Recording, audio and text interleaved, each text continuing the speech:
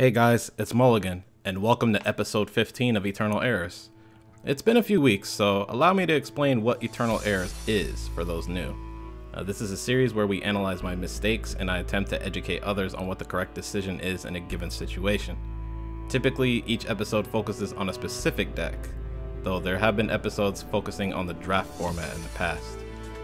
Anyway, the goal is for players to learn from my mistakes so they can make the right choices instead.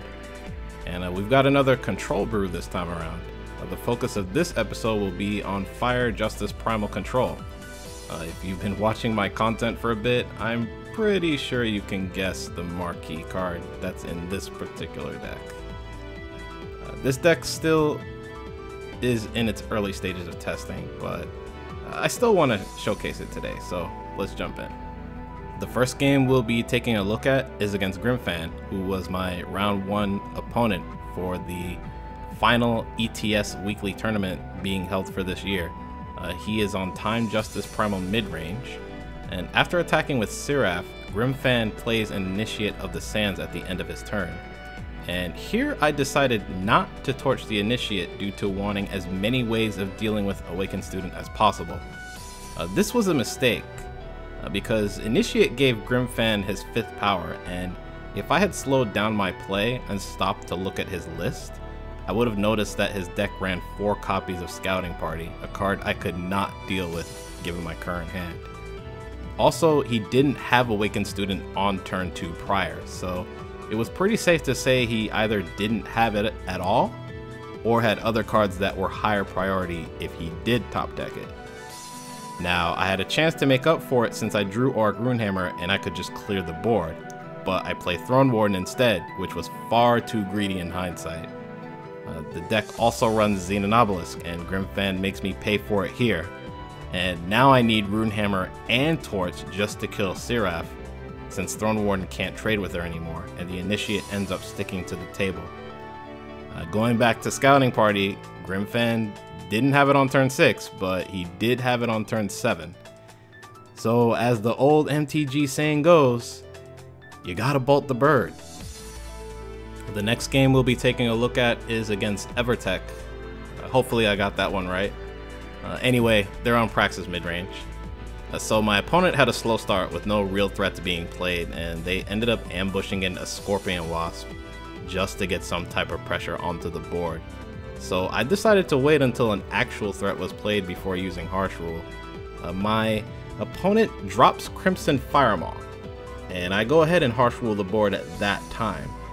Now, it was good that I waited until an actual threat was played, but Harsh Rule was still used far too quickly. I had no other answers for any more big units, and my opponent just drew 2 cards off of the Friendly Wisp when Firemaw hit the table. The big reason why I should have waited is because I had Eye of Winter in play. I could have just stunned the Firemaw so it wouldn't get value, and potentially force my opponent to commit more to the board. The ending result was my opponent eventually having one too many threats to deal with at the end of the game. If I had waited a turn on the Harsh Rule, the Diogo would have also been swept up with the other units, and I would have had at least 2 additional turns to find another answer to my opponent's other threats.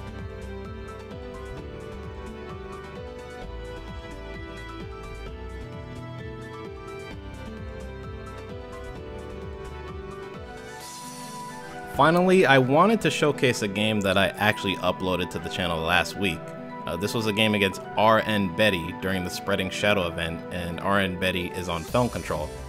Now, I did see the mistakes I made this game before uploading it, and I asked you guys if you could point out those mistakes. A shout out goes to Swanky Penguin, who pointed out nearly all of them. So let's go over all of the misplays here. After silencing the first Steward of the Past, my Valkyrie Enforcer gets permafrosted, and another Steward comes down. On my turn, I could Harsh Rule, but I decided to get a little greedy and see if my opponent ends up committing more to the board. I felt that it was worth taking 6 damage if that happened, and that I would still be at a pretty healthy life total if nothing else was played. Unfortunately, my opponent does not play into the board more and just attacks with the Stewards for 6 and passes it back to me. I realized this turned out to be too greedy in hindsight, One thing you should never underestimate about decks is that they all have a plan B in case plan A, their main win condition, doesn't work out. In the case of Felon Control, it surprisingly can put on quite a bit of pressure with their mid-game units, namely Steward of the Past, and they can win the game if left unchecked. It was generally good that I wanted to use my life total as a resource, something you have to do when playing control decks. But the other thing I didn't consider was whether or not I was going to have enough time to play my other cards if I decided to wait on the harsh rule. And that's probably just as important as using your life total as a resource. As Swanky pointed out, harsh rule wasn't worth saving because a smart opponent will recognize that you have it and will continue to beat face for 6 a turn until it's used. You had to play to your outs, not fish for value. The second mistake that I wanted to look at, and this was actually a mistake that wasn't caught, was how I dealt with the first Vara that came down from my opponent. I used Valkyrie Enforcer to silence it because I didn't want to give Vara a turn to get value, but if I had just paid more attention and looked at my opponent's Void, the only unit in there to bring back was another Steward of the Past.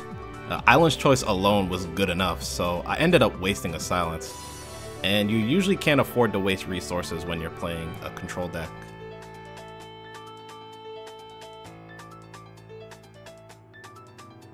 The final mistake was also caught by Swanky Penguin, and that was using Torch to pop the Aegis on Champion of Cunning, when I could have used Eye of Winter to do it.